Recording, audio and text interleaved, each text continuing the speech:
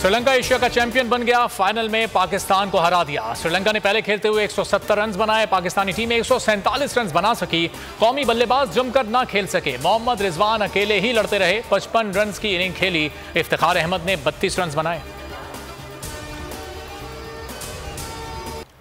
पाकिस्तान ने टॉस जीतकर श्रीलंका को बैटिंग की दावत दी। लंकन टीम शुरुआत में मुश्किलात का शिकार रही। 58 रन पर आधी टीम पवेलियन लौट गई। राजापक्षे ने 71 रन बनाकर टीम को सहारा दिया।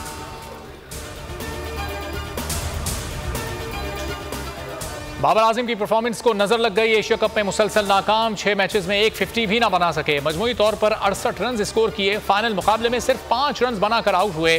भारत के खिलाफ पहले मैच में 10 रन बनाए। हांगकांग के खिलाफ 9 रन स्कोर किए। सुपर 4 मरहले में भारत के खिलाफ 14 रन की इनिंग खेली। अफगानिस्तान के खिलाफ 0 पर आउट हुए। सुपर 4 के आखिरी मैच में श्रीलंका के खिलाफ 30 रन बना सके। एक कैच छोड़ दिया, दूसरा छुड़वा दिया। शादाब खान ने टीम को मुश्किल में डाल दिया। पहले राजापक्षे का कैच छोड़ा, दूसरा आसिफ अली के हाथों में आया कैच छुड़वा दिया। फिर जख्मी होकर ग्राउंड से बाहर चले गए।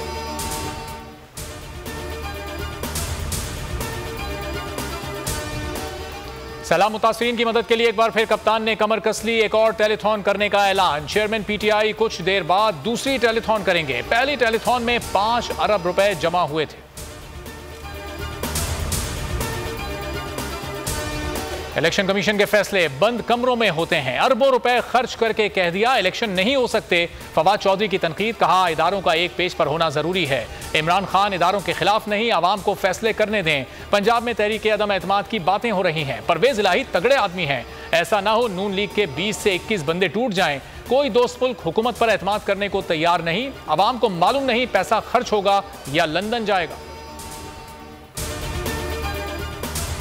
दादू के सेम नाले में शगाफ। सैकड़ों देहात ज़ेरे-आब। पानी शहरी आबादी की जानिब बढ़ने लगा। शहरियों को महफूज मकामात पर नकल मकानी जारी। मंछर झील की सतह में मुसलसल इजाफा। रेला दादू की 3 यूनियन काउंसिल्स में दाखिल। तहसील 7 की 7 यूनियन काउंसिल्स मुकम्मल तौर पर ज़ेरे-आब। जाम शोरों के मुल्का इलाकों में सैलाब।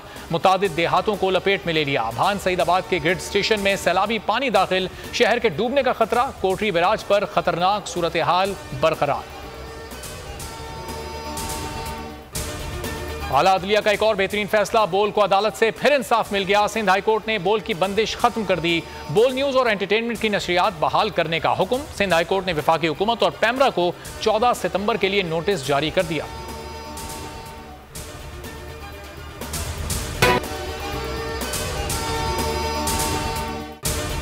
बोल किसी के भी दबाव में आकर अपने फैमिली मेंबर्स को अलहदा नहीं करेगा। बोल हमेशा आवाम की आवाज बनता रहेगा और आवाम के मसाइल दिखाता रहेगा। बोल की आवाम से खुसूसी दुआओं और साथ देने की अपील। सबसे ज्यादा व्यूज, सबसे ज्यादा रील्स और सबसे ज्यादा रेटिंग के साथ बोल अब भी नंबर 1 पोजीशन पर बरकरार।